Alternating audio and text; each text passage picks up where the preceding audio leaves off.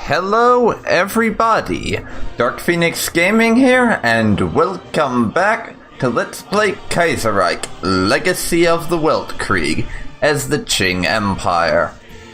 Last time we left off, we just finished up our war against the Republic of China down here, and we are still waiting to integrate that territory. And seeing as we have a rather significant amount of national dissent there, I have deployed and spread out a good portion of the Chinese Imperial Army to keep control of the region. With that said, the remainder of our army, minus those keeping order down there, are standing on the Japanese border, making sure that Japan knows that we have a very large army sitting right on the border with them, sending a clear message about what will happen if they get any ideas about what they're going to do. And also last time, immediately following our victory over the Republic of China, we had a little bit of a bugged series of events that triggered as a result of the fact that the territory that is owned by the Republic of China starts out owned by the AOG, a sort of German-Chinese corporation that is for them in China at the start of the game what the East India Company used to be for the British in India. And the Germans were complaining that our taking control of that had hit their economy, so they wanted an even more one-sided trade deal than we already had with them. I told them to fuck off, basically, and said they would pay for it in territory, and we seized all of Germany's colonial possessions on mainland China. They decided they couldn't be bothered with a war, a smart move for them, because if they had gone for war, I would have just occupied Indochina. And then probably tried to move on to, like, Malaysia or something. Though, knowing my luck, that would have led to a war with the Japanese, and I would have been partitioned between them or something. Anyways, we also grabbed Macau off of Portugal and annexed the legation cities. So China's doing very well, but right now I'm sort of taking a break from my military expansion to rebuild our industry. Because at the moment, our industrial capacity is barely more than Russia has at the start of the game, so I'm building a ton of industrial facilities everywhere I can. And a lot of the industry we do have now has come from the territories we've taken. There wasn't a whole host of it in the parts of China that we owned at the start of the game. That said, there's probably going to be a whole lot of waiting around and not doing much.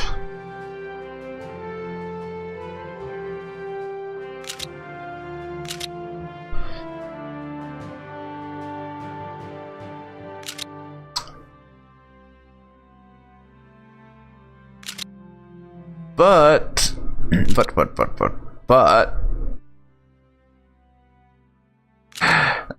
we will have time to build up and prepare for wars with some more of our neighbors. But the thing is, before we can do that, we need to build up our industry some more, so that we actually have the industrial base to fight a large-scale war. And don't just have to hope things go okay for us. And what do you know? One of our bloody provinces down in southern China has just revolted. So this is going to be the thing that we'll have to do a lot of in the immediate future. Based on the fact that we have a lot of dissent in southern China. We're going to have to spend a lot of time at quelling dissent and keeping local unrest under control, as well as just researching things. Agrochemistry is done now.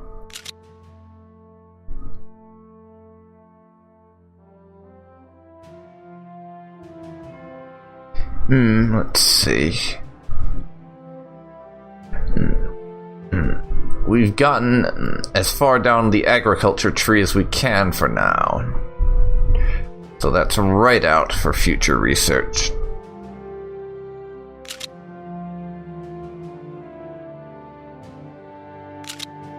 We will want to research some more advanced forms of infantry technology, though. That's because, while we've been advancing our standard infantry divisions, things like mountain infantry and marines and motorized and cavalry, and logistics for that matter, have been falling behind because we needed to get our basic infantry divisions up to snuff.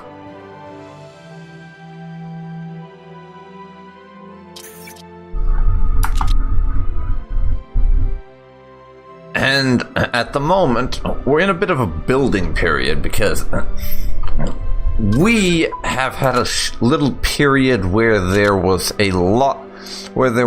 a lot of things happening in China as a whole. And we went through a period of rather rapid expansion and territorial reclamation. But now we've reached a point where I want to stop, catch my breath, and rebuild.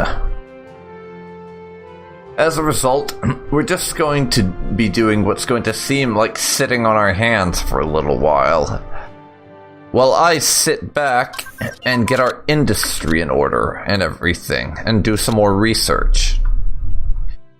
As we need to do a little bit of more passive expansion of our capabilities now that we have the option to do that. Because we've been being extremely active for a good bit of the game, and now we're at that point where we want to be a little more passive. The Transcaucasian Socialist Republic, aka Georgia, has just puppeted Armenia. Nice. Another revolt, because why not?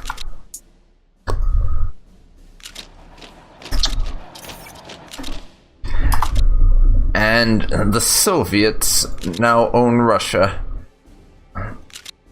What do you want to bet we're going to see a Soviet-Japanese war in the future? It wouldn't surprise me. The Soviets have just taken Russia via civil war, though, meaning they're going to be quite weak. Let's see. The former Prime Minister Zhu Xichang, hero of the restoration of the Qing Empire, died today at the age of 85 years old. The grand state funeral has been organized to remember his great deeds for the Chinese nation. State funeral is the least we can do, and he just gets taken out of our pool of available leaders. And indeed, the Soviets have declared war on Siberia. I wish them luck, because they are going up against the Japanese. But they're going to need all the luck they can get. But they are communists, and get access to all their industry and a bunch of other buffs just for being communists, so maybe they'll be able to pull a victory off and then just stalemate the Japanese. I don't believe it'll happen, but it could. Interwar field artillery is done. So we move on to Tank 1934. We're finally getting into somewhat modern forms of armor.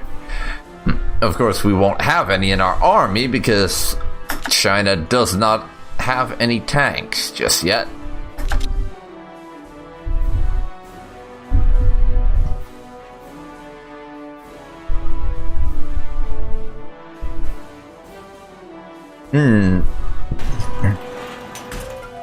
And for the time being, since there's not much of interest going on in China, I'm probably going to spend a lot of time keeping an eye on this war between the Soviets and Japan's puppet up here. And now we need to push for some better research. finally getting dreadnoughts, because I mentioned this before, but our capital ship technology as China is quite abysmal. We literally have the research for capital ships from the 19th century. That's how obsolete our navy is. We have fucking 19th century warships in our fleet. It's pathetic. It really is. Absolutely pathetic. Fucking 19th century ships. Ethiopia won their civil war. The Commune of France has declared war upon the German Empire. Let's go into the event log and check this out. It's the typical event. Commune of France had the Bastille Day celebrations, which is basically their national holiday, because every country gets one of those that reduces dissent by one once a year. Then the Commune of France went with the final ultimatum, Alsace-Lorraine or war. Commune of France went with what better time than now? Oh, I'm reading that out of order, so let's start over. Commune of France went with the final ultimatum, Alsace-Lorraine or war, in Alsace-Lorraine or war. The German Empire went with then it is war, in Alsace-Lorraine or war. Commune of France went with what better time than now, and the Germans refused. Commune of France declared war upon the German Empire. So the French over here, they proposed an ultimatum to the Germanies, where Germany would have to remove the territories of Alsace and Lorraine, which were annexed by Germany during the Franco-Prussian War during the 1890s. Or was it the 1860s? I'm not sure. Anyways, the territories that were annexed by Germany in the Franco-Prussian War as a result of the German unification. The French had proposed an ultimatum that was basically demanding that Germany return them to French control. Those territories being the things over here that are the reason why France always looks a bit thinner at the start of a game of Kaiserreich. And then also, what happened was Germany rejected that and decided to essentially call what they believed was France's bluff and go to war over this whole situation. So now we have another war between the French and Germans, though there are some other countries that are going to jump into things. The Socialist Republic of Italy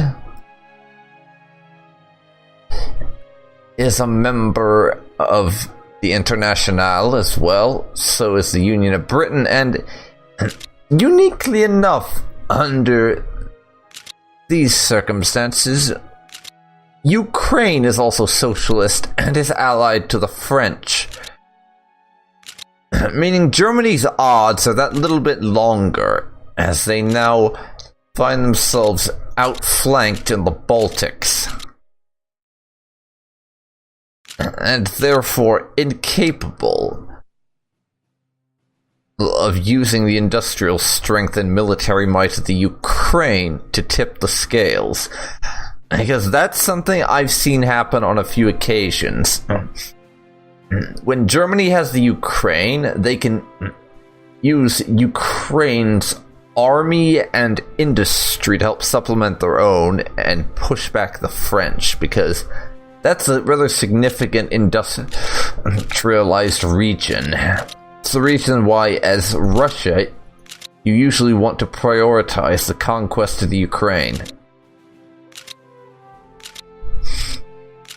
And another thing that's making this very interesting is the Spanish Civil War is still going on, meaning the Spanish communists over here, I'm never sure exactly what I should call them, but they have not been able to win the war yet, so they haven't aligned themselves with the Internationale, which they almost always do. And that's one thing I've noticed in the past, that whether Germany wins or loses the war, a lot of that seems to ride on whether or not there are extra members of the Internationale, and the Spanish are one of the big ones. If Spain is communist by the time the war kicks off, usually Germany will always lose the war, because they will be fighting effectively all of Western Europe. And even if the Austro-Hungarian Empire or the Ottoman Empire jump in on their side, it's usually not enough. But in this case, the addition of Ukraine and the fact that the Italian Federation was annexed so early on by the Socialist Republic of Italy, those things may be enough to give the communist side an advantage. I don't actually know. I'll have to keep an eye on how things develop in Europe, though, and see where everything goes. But I will tell you this. If Germany loses that war, I am bloody jumping on the chance to conquer Indochina for myself. Because that is a lot of territory I would love to have. Plus, it would make a great puppet state if I wanted to start expanding the empire outside of our natural borders.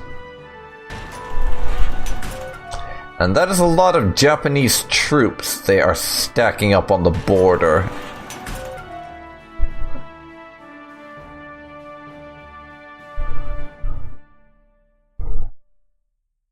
Dear God.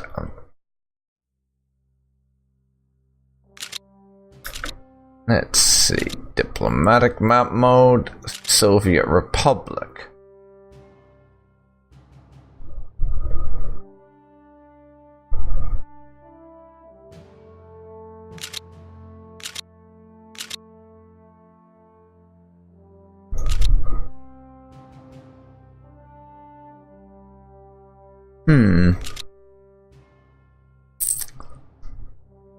Yeah, they're at war with just the Japanese. I was checking for a second because wasn't totally sure. In the few games that I've seen where Russia has gone communist, they have a tendency to either do their own thing or jump on side with the French. But in this case, they're fighting against Siberia and therefore the Japanese, so they don't really have that choice available to them right now. Jumping on side with the communists would only result in them having to fight a two-front war. And even AI Russia isn't dumb enough to willingly commit to that right now, I don't think.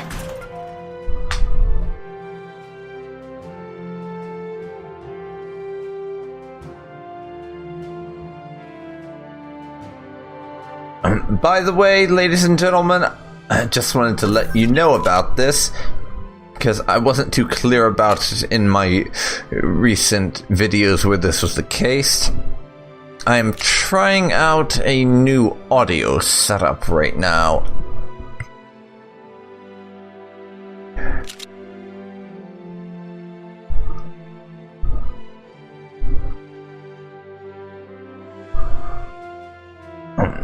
So, as a result of that, the way my videos sound may be a little bit different. I'm not sure if it'll be better or worse. I'm going to be trying it out recently.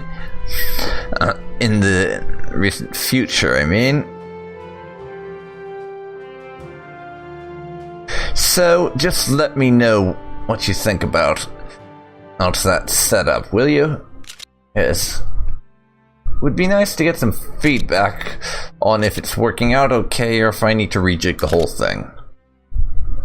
Can't exactly know this stuff if no one tells me, after all. Early pharmaceutical is done.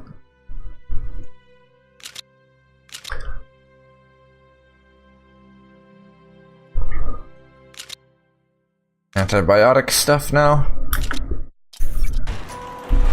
And the Union of Britain has declared war on Denmark. And everyone's joining the war against Denmark, of course.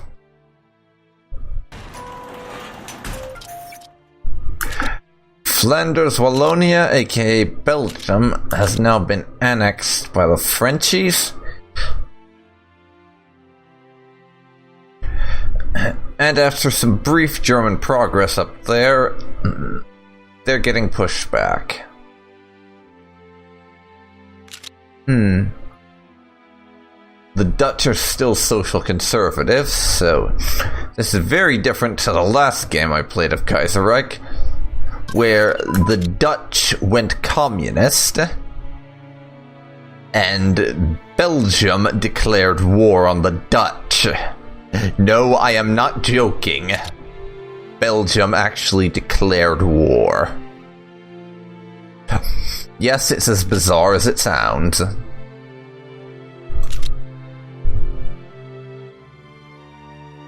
Now, some more synthetic oil research, I think. Improve our oil refining.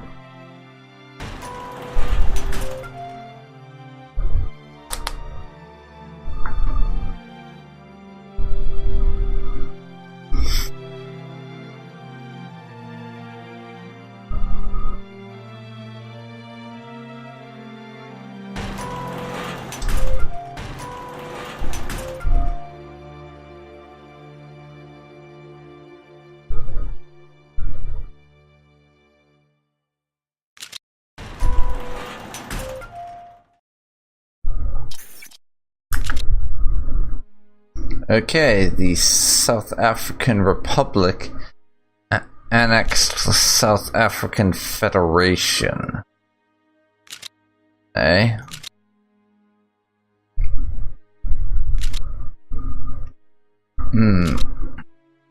So, which group was that in South Africa that lost that civil war?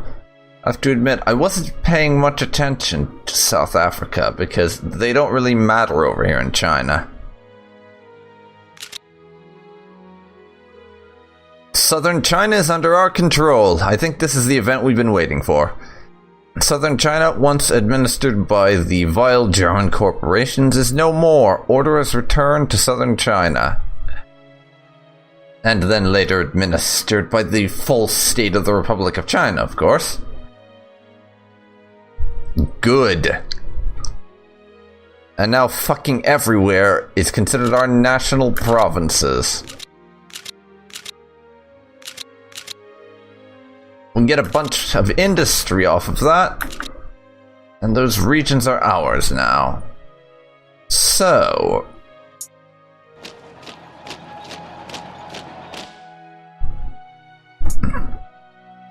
since the rest of my army, and that we're not gonna have up there, needs to have something to do, I'm going to spread them out a bit. And we will now proceed to garrison the parts of China where naval landings can take place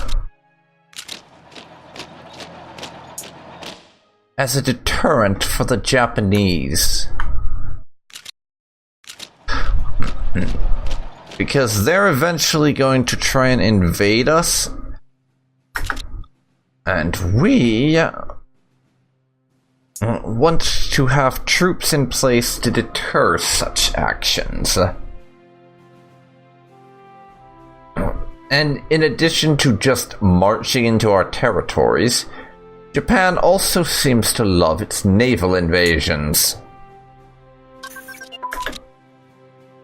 So I'm going to start parking a bunch of troops on the beaches where it's possible for naval landings to take place.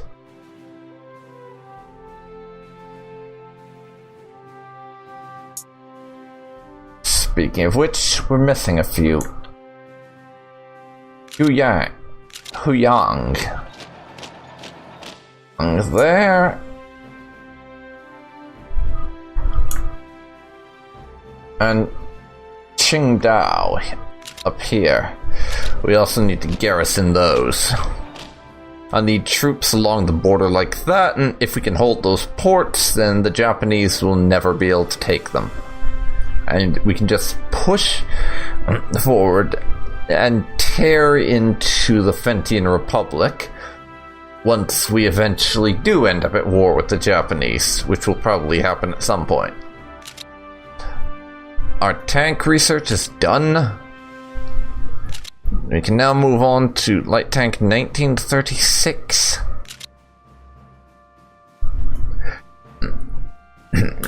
And once we get that, we will now just be 3 years behind. Our technology in terms of tanks and everything is catching up. It's gonna take some time before we're totally caught up, and that might not ever even happen. But we're on our way. Ukraine has annexed White Ruthenia. So yes, Germany's puppet state over there has been annexed by the Ukraine, who will now probably move on to Lithuania and the United Baltic Duchy. Germany's held on to a couple of provinces over here that belong to White Ruthenia just by virtue of the fact that they had troops in the region.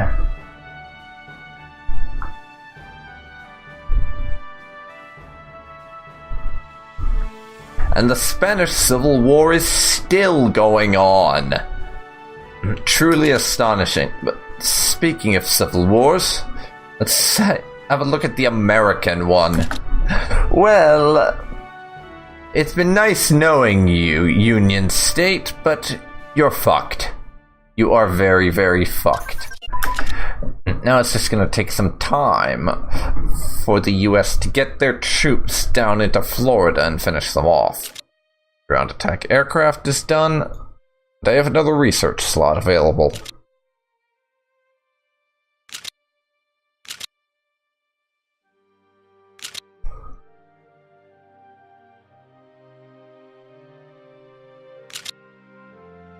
Let's start researching air doctrines, I think.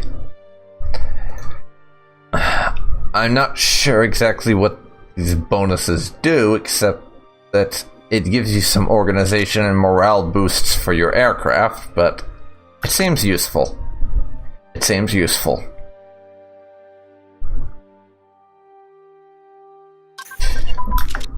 Dreadnought research is done for our capital ships.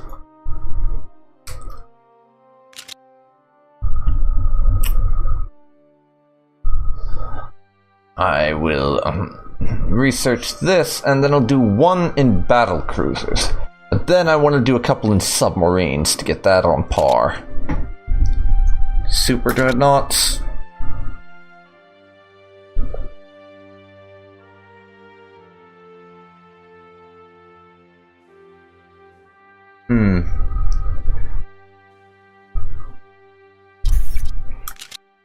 White Ruthenia has declared White Ruthenia, right in the middle of Ukraine, has been puppeted again by the Germans. That was kind of a waste, because I imagine now the Ukraine will just gobble them up. Kingdom of Spain has been annexed. Ukraine has been annexed. The communist Spanish now have their colonies in Africa, as well as the Balericas there. Interbellum Supply 1930 research is done. Let's see. Logistics 1936. That'll move on to a different infantry research. And now, the American Union State has been annexed. It took them long enough, but the American Civil War is finally over. It lasted until almost bloody 1940. It was just a month. It was just less than 30 days shy of lasting until 1940, which is quite impressive. I have literally never seen the American Civil War in Kaiserreich last that long.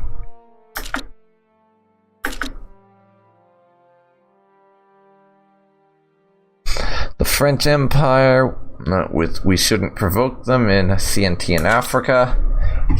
Because, yeah, the French actually